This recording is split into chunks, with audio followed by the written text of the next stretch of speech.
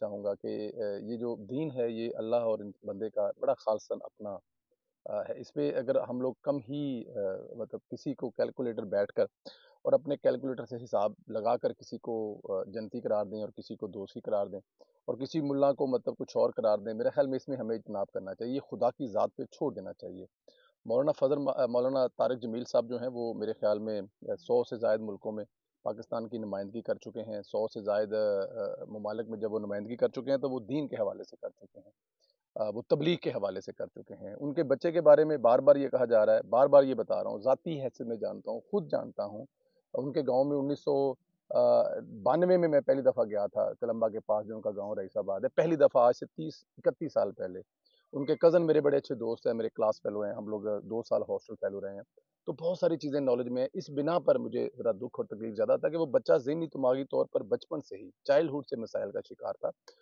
वो उसकी खुदकशी को लेकर जो दोस्त तो दोस्त जो दावा कर भी रहे हैं कि वो हराम है, अब अल्लाह ताला की ज़ात पे छोड़ देते हैं। अगर मौलाना साहब कह रहे हैं कि मेरा बेटा शहीद है और ये खुदा की मोहब्बत में, रसूल की मोहब्बत में, तो उसकी मैं एक आप लोगों को अपने जो मुशाहिदा है, मैं उस गाँव में जब फातिहा पढ़ने के लिए गया 4 दिन पहले, तो फातिहा पढ़ी मैंने जो उनके भाई हैं डॉक्टर ताहिर कमाल साहब के साथ बड़ी पुरानी शनासाई है, उन्हीं दिनों में।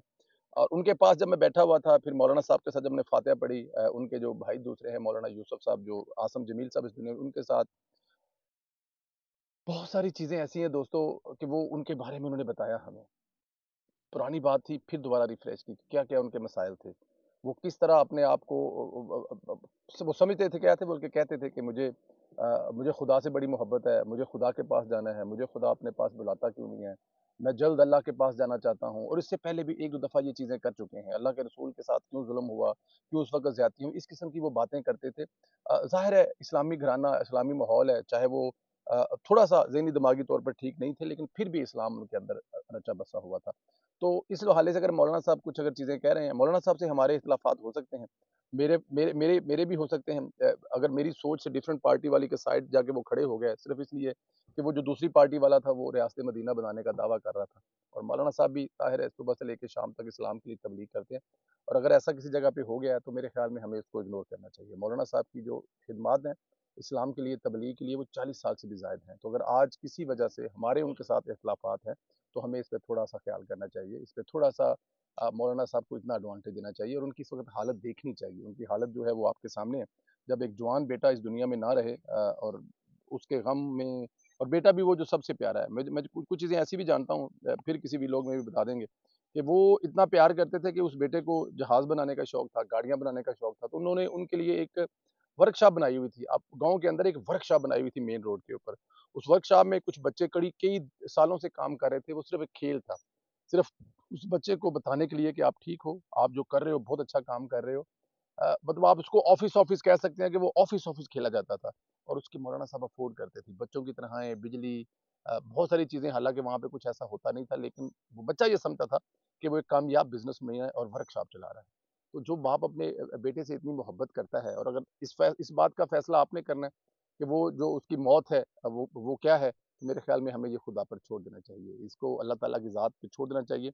इस वक़्त मौलाना साहब को हमारी ज़रूरत है, हमें उनकी हौसला अफ़ज़ाई करनी चाहिए, ना कि हमें उनके लिए वो अल्फ़ाज़ जो अभी हम कह रहे हैं, वो कहने चाहिए। अच्छा, इसके बाद 2-3 चीज़ें और हैं।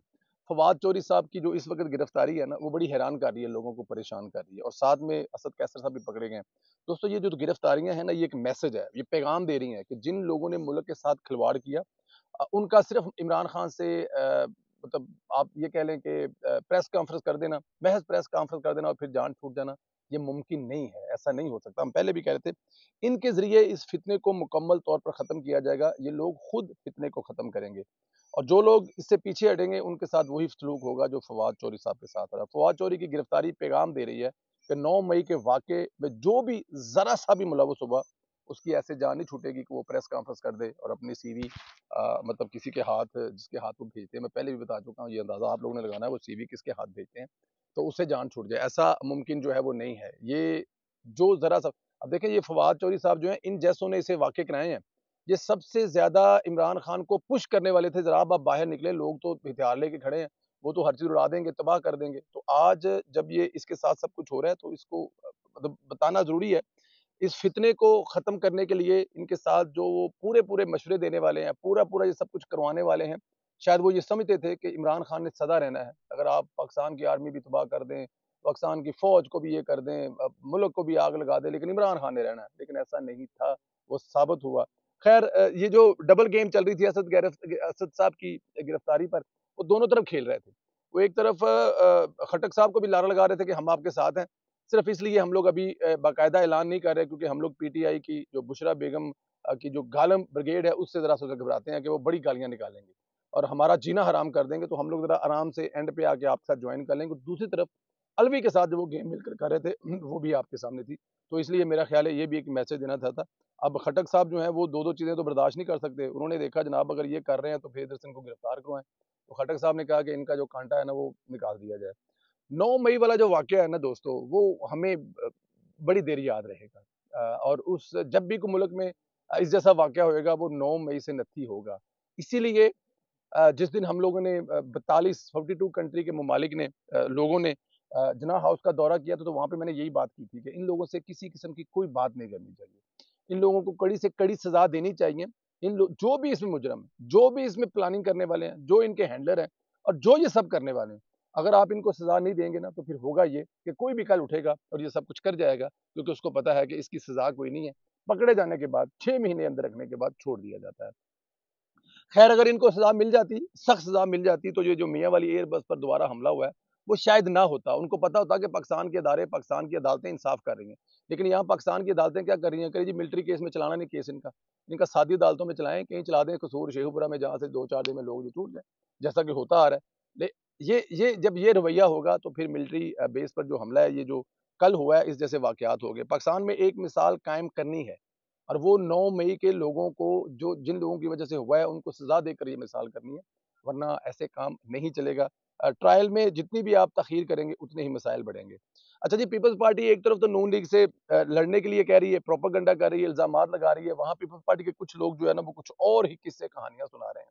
पीपल्स पार्टी के रहनुमा फैसल सालेह हयात ने कहा कि 8 फरवरी को होने वाले इंतखाबात में महलूत हुकूमत बनेगी और वो पाकिस्तान पीपल्स पार्टी और पाकिस्तान मुस्लिम लीग नून के दरमियान में बनेगी। फैसल याद ने ये भी कहा कि पाकिस्तान पीपल्स पार्टी और नून लीग अगली हुकूमत में एक दूसरे का साथ देंगे। फैसल सालेह याद ने इस बात का एतराफ़ किया कि पीपल्स पार्टी के लिए पंजाब में कौमी और सूबाई असम्बलियों की नशिस्तें दोबारा हासिल करना बहुत मुश्किल है, क्योंकि वहाँ पे पाकिस्तान मुस्लिम लीग नून का और पाकिस्तान तहरीक इंसाफ का स्ट्रॉन्ग होल्ड मौजूद है। मेरे ख्याल में यही पीपल्स पार्टी की असल औकात है जो उनके मुँह से निकल रही है। लेकिन क्योंकि वो एक दोस्तों में अक्सर मैं कच्चे की वाली वो बात किया करता हूँ रौनक वाली, कि पीपल्स पार्टी जो है ना सिर्फ़ एक रौनक लगाती है। टीवी टॉक शो में मुख्तलिफ चीज़ें करके कभी इलेक्शन जल्दी कराने के हवाले से कभी वो लेवल फ़ील्ड गेम के हवाले से, वो सिर्फ़ मीडिया पे अपने लोगों को अपने साथ कीप इन टच रखने के अलावा कुछ भी नहीं है। असल में पीपल्स पार्टी जो है ना उसका आसिफ अली ज़रदारी साहब ने जो है बेड़ा गर्क कर दिया। अगर ये साथ में रहते, जिस तरह मरियम नवाज़ और ये चीज़ें चल रही थी, तो मेरे ख्याल में ये काफ़ी बेहतर होता। दूसरा एक बहुत ज़रूरी आप लोगों से एंड पे बात करनी है। वीलॉग के एंड पे ये जो सोशल मीडिया इमरान खान का है ना, जिसको बुशरा बीबी लीड कर रही हैं, इसमें बड़े 2, 4, 5, 7, 10 जो ट्विटर हैंडल हैं, जो ज़ाहिर है पीटीआई को नुमाइंदगी करते हैं। ऐसे-ऐसे लोगों की वो मतलब पगड़ियाँ उछालने में मास्टर हैं कि आप सोच भी नहीं सकते। पीटीआई के कुछ लोग हसन अय्यूब के भाई, जो कि हमारे बड़े अच्छे दोस्त भी हैं, बड़ी अच्छी तरह से हम उनको जानते भी हैं और इस्लामाबाद के बड़े वेल नोन बाखबर सहाफ़ी हैं। उनके भाई मोहसिन अय्यूब खान साहब हैं जो अभी पीपी मतलब पंजाब असेंबली का इलेक्शन लड़ने जा रहे हैं। उनके खिलाफ एक प्रोपेगेंडा शुरू कर दिया है। मैं सिर्फ़ उनको बताना चाहता हूँ, उनकी इन्फॉर्मेशन के लिए बताना चाहता हूँ कि मोहसिन अय्यूब और हसन अय्यूब के जो वालिद शहीन अकबर साहब थे ना, वो एक बहादुर सियासतदान थे। मुशर्रफ के सख्त तरीन दौर में जब कोई नून लीग का नाम लेता था तो वो ज़िले के सदर थे। सिर्फ़ उन लोगों की वज़ाहत के लिए बताना चाहता हूँ कि वो ज़िले के सदर थे। तो आज अगर हसन अय्यूब का भाई मोहसिन अय्यूब इलेक्शन लड़ने जा रहा है, तो वो हसन अय्यूब की वजह से लड़ना जा रहा है, वो अपने बाप की लेगसी को लेके चल रहा है। मैं आपको ये भी बताता चलूँ कि जो ये चौधरी निसार साहब थे ना, वो उनके बगैर, मैं अब ये शायद मुनासिब लफ़्ज़ ना हो कि उनके बगैर कुछ नहीं थे, लेकिन चौधरी निसार साहब को जिताने वाले, चौधरी साहब को इलेक्शन में इन रखने वाले शाहीन अकबर साहब हुआ करते थे। गुज़श्ता दिनों में जब हम लोग रावलपिंडी, इस्लामाबाद गए हुए, तो जहाँ पे मिले हैं, जिससे भी मिले हैं, बड़े-बड़े लोगों से मिला हूँ मैं, मतलब कि वज़ीरों से मिला हूँ और पता नहीं बड़े-बड़े ब्यूरोक्रेट से मिला हूँ। जहाँ भी ज़िक्र हुआ है हसन का, तो उन्होंने कहा जी इसका बाप शाहीन खान बड़ा बहादुर इंसान था। इस्लामाबाद, रावलपिंडी में इससे बहादुर इंसान नहीं था। तो वहाँ पे हमेशा हसन अय्यूब के और मोहसिन अय्यूब के वालिद का बड़ा पॉज़िटिव में लोगों में ज़िक्र है। उन्होंने कहा जी कि ये ऐसे इंसान थे कि जो डरने वाली जिस्म में कोई चीज़ ही नहीं थी।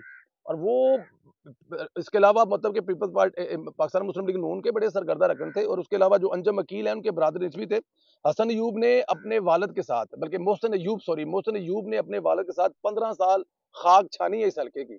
इसलिए कि जब उन्होंने टाइम आया तो उन्होंने इलेक्शन लड़ना है।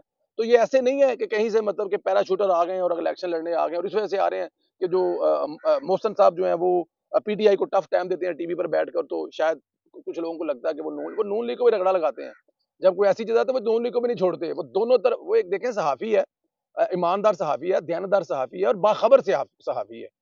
अब इमरान खान साहब जो हैं उनका मतलब कि अब अगर इमरान खान साहब के बारे में कहते हैं कि वो फितना जो वो बस अब खत्म कर दिया जाएगा, वो 2 साल 4 साल बाहर नहीं निकलेगा, तो पीटीआई वाले समझते हैं कि शायद वो नून लीग की फ़ेवर कर रहा है, हालाँकि नून लीग की फ़ेवर नहीं कर रहा, वो सच बता रहा है। तो मेरे ख़्याल में जो पीटीआई वाले हैं वो उनका वतीरा है बड़ा पुराना, वो किसी भी पगड़ी उछालने में मास्टर हैं। लेकिन मैंने कहा ज़रा आपको बता दूँ कि जो मोहसिन अयूब खान है, वो कोई आज पैराशूट के ज़रिए नहीं उतर रहे हैं, 15 साल से इस हल्के में छान रहे हैं खाक और अपने बाप की लेगेसी लेके चल रहे हैं। यही आपके शेयर करना था। अपना ख़्याल रखें, इजाज़त दें, चैनल को ज़रूर सब्सक्राइब करें। इंशाअल्लाह अगले वीडियो में फिर मुलाकात हो